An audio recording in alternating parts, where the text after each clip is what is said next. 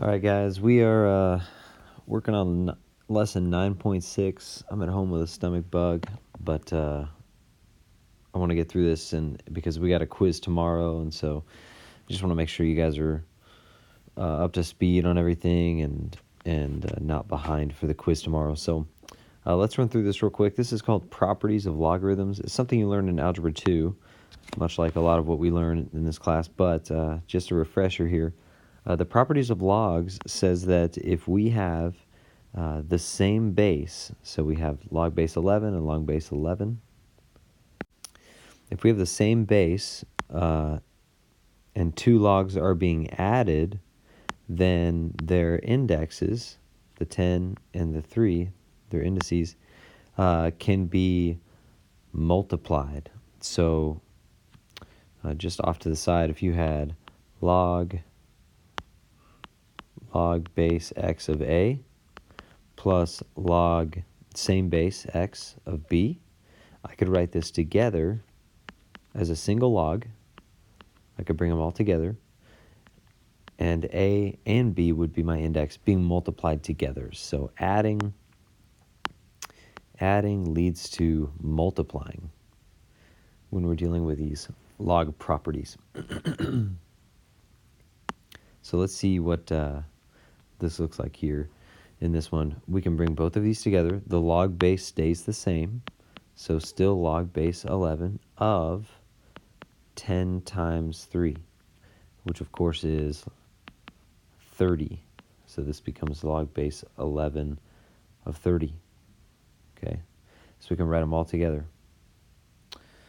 Applying that same rule here on the next one, again, as long as your bases are the same, 3 and 3, you can write both of those logs together as one log. So log base 3, and then you multiply the index number, the 1/2 and the 12. We call that the index. So 1/2 times 12 is the index. So it's log base 3 of 1/2 times 12 is 6.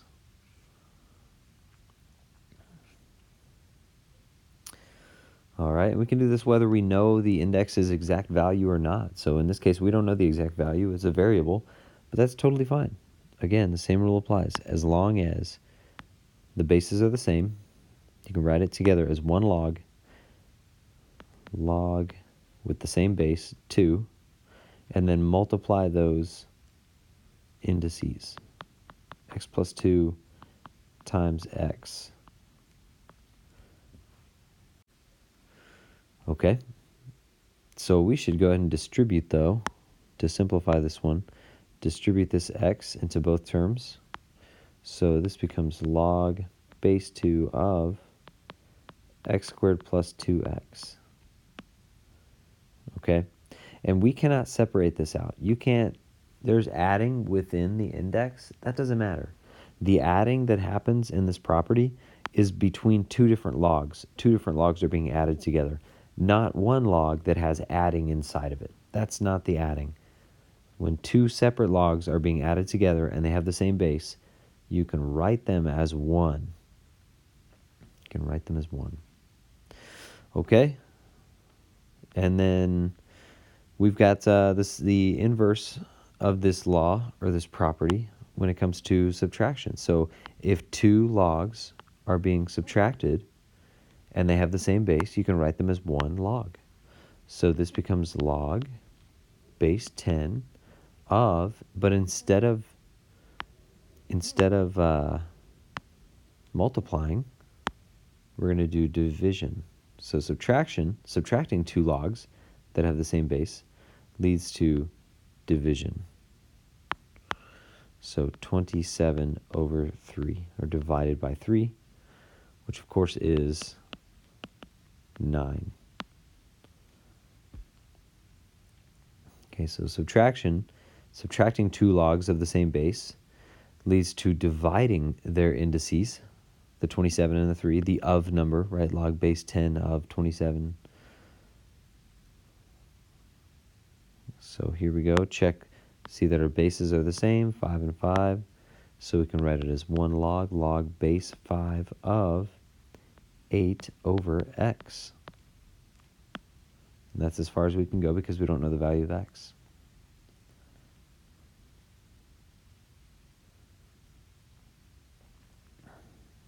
Okay. And then no matter how complicated it gets, the rule still stays the same. Log base 3, log base 3. So we have log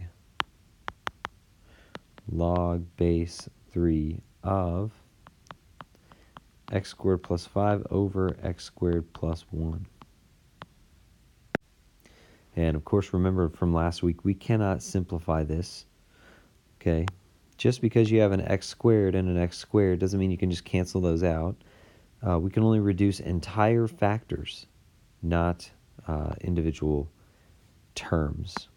Okay, terms don't reduce, factors reduce. Okay. So we also have something called the power property, and basically this says that if a log's index, so let's just review the parts here. The 5 is the base. The x is the index, well really the x cubed is the index. So if the index has an exponent,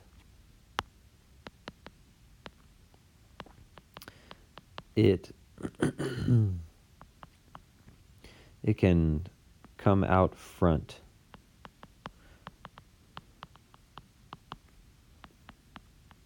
It can come out front of the log as a multiplier. Okay, so this 3, because it's the exponent on the index, it can come out front in front of the log. So this whole thing becomes log, still base 5 of x, but the 3 came out front. Okay, so these two expressions mean the exact same thing. If we had a number for x and you plugged it into your calculator, you'd get the exact same thing. So just two ways of writing the same expression. Okay, so we're going to use the power property here, but let's first change this square root, that square root, into an exponent. Remember that any radical can be written as a root or as an exponent. So this is a square root, a little understood 2 right there. And the radical number, the root number, comes out, and this is 2 to the first power technically. So that radical number comes out and becomes the bottom of the 2's exponent. So 2 to the first power, the 2 swings around and becomes the denominator. So this whole thing is 2, but the square root of 2 can be written as 2 to the power of 1/2. Okay, and if you don't believe me, type those into your calculator. Do square root of 2 and then do 2 to the power of 1/2, and you'll see that they're the exact same terrible decimal, that they really do mean the same thing. There's two different ways of writing it. But now that we have this 1/2 as an exponent, we can swing it out front using our power property. So this becomes 1/2 log base 4 of 2.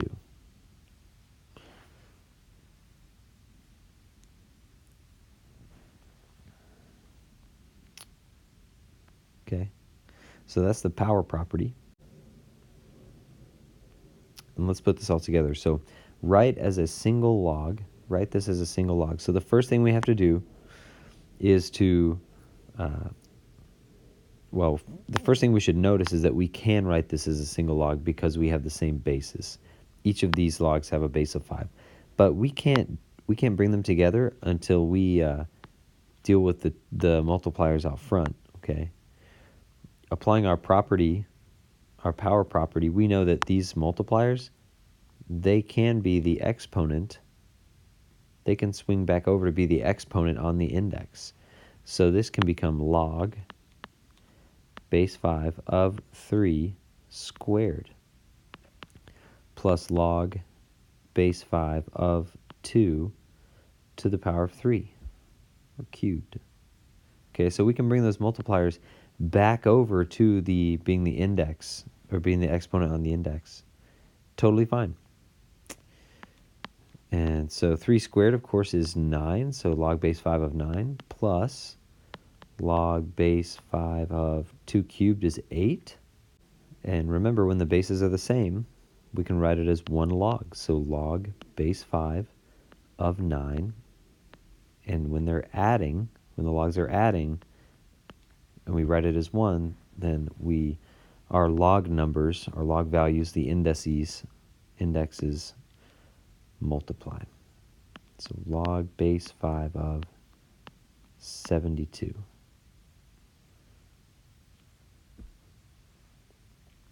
Okay. On the next one, the same process.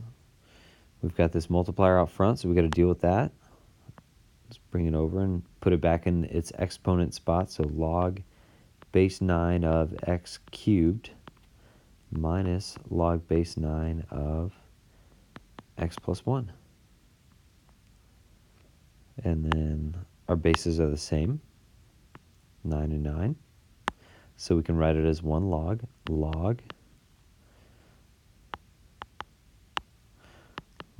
base 9 of, and then don't get your signs mixed up. This is subtraction. So subtraction leads to dividing. X cubed minus x plus 1.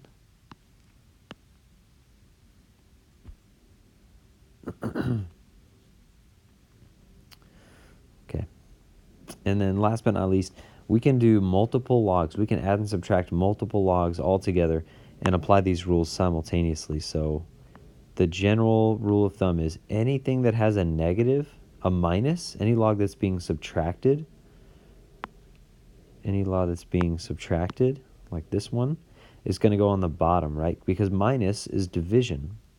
So the first two become log base 4 of 25 times 3 minus log base 4 of 5. And then we have minus here, so it's log base 4. Minus leads to division. So 25 times 3 over 5.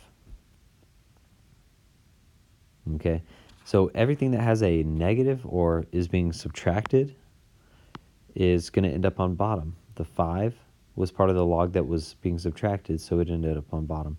The 3 and the 25, they were both positive logs being added, and so they end up on top. So 25 times 3, that's log base 4 of 75 over 5. So log base 4 of 15.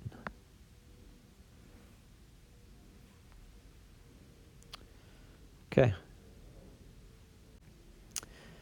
And then just like we can write logs as a single logarithm, we can condense them. We can also expand them. So we can be given a log, one log that has a lot of multiplying and dividing happening, and we can expand it out. So every number, just like the previous example, every number that was on top is going to be with a positive log because those are multiplying, and so they're adding. Their logs were adding, and every number that's on bottom is going to belong to a negative log because subtracting logs leads to dividing this index. So we end up with log base 5 or base 3 of 5 plus log base 3 of 7 minus log base 3 of 4. Okay, so the 5 and the 7 went with positive logs, and the 4, its log needed to be negative because it was on the bottom. All right, so here we have division here, log base 2 of x to the 5th minus log base 2 of y squared. And this is not fully expanded until we apply our power property. So the 5, the exponent on the index, needs to swing out and become a multiplier. So 5 log base 2 of x minus 2 log base 2 of y. Okay. That's all the notes for today. Go ahead and jump in at Math Excel for School and complete lesson 9.6. 9.6. Tomorrow we've got a quiz, so be ready for that quiz over the first 2 lessons of this unit. I'll see you guys tomorrow.